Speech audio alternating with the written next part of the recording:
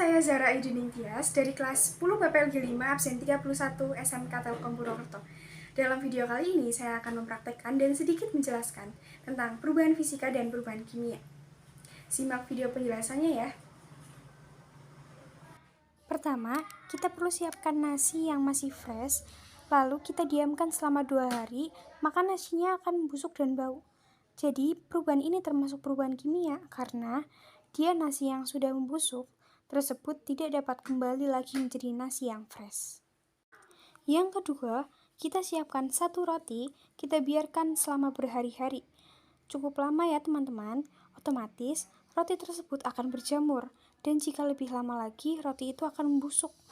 Jadi perubahan ini termasuk ke dalam perubahan kimia, karena menghasilkan zat baru, dan tidak dapat berubah lagi ke bentuk sebelumnya.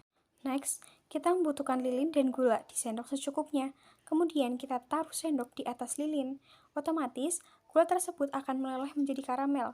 Gula tersebut sudah menjadi karamel yang ditandai dengan berubahnya warna, putih menjadi coklat, dan perubahan ini bersifat tetap.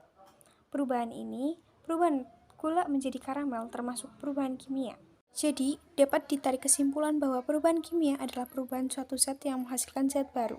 Pertama, kita di sini membutuhkan es batu, lalu kita biarkan dalam suhu ruang dalam waktu yang cukup lama. Es batu itu pasti akan meleleh dan berubah menjadi air. Tetapi air es batu ini dapat berubah lagi menjadi es batu jika kita bekukan dalam freezer. Jadi ini termasuk perubahan fisika karena dia dapat berubah kembali ke bentuk sebelumnya. Yang kedua, kita membutuhkan kertas. Lalu kita sobek menjadi seperti ini, menjadi bagian-bagian yang lebih kecil. Ini merupakan perubahan fisika karena kertas hanya berubah menjadi kecil, tetapi dia masih kertas, tidak ada zat baru yang terbentuk. Yang terakhir, di sini kita membutuhkan alat dan bahan, yaitu gelas yang berisikan air dan gula pasir secukupnya. Pertama, kita campurkan gula pasir dan air, kemudian diaduk sehingga gula larut dalam air dan terbentuklah air gula. Gula yang larut menjadi air gula termasuk ke dalam perubahan fisika. Di sini tidak ada pembentukan zat baru karena masih terasa manis seperti gula. Dia hanya larut saja fisiknya ke dalam air menjadi air gula. Jadi di sini ada 3 perubahan fisika. Kesimpulannya, perubahan fisika adalah perubahan yang terjadi pada suatu zat, namun tidak menyebabkan terbentuknya zat baru dan bersifat reversibel.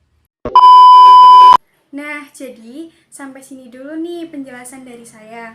Kesimpulan dari apa yang sudah saya jelaskan, apa yang sudah saya praktekkan adalah perubahan fisika adalah perubahan yang tidak dapat menghasilkan zat baru. Sedangkan perubahan kimia adalah perubahan yang dapat menghasilkan zat baru. Contohnya, nasi yang masih fresh dapat berubah menjadi nasi yang busuk, dan nasi yang busuk tidak dapat kembali ke bentuk nasi yang masih fresh. Nah, sampai sini kalian sudah paham kan yang mana perubahan fisika, yang mana perubahan kimia? Sekian dari saya. Bila ada kurang dan lebihnya saya minta maaf yang sebesar-besarnya. See you guys!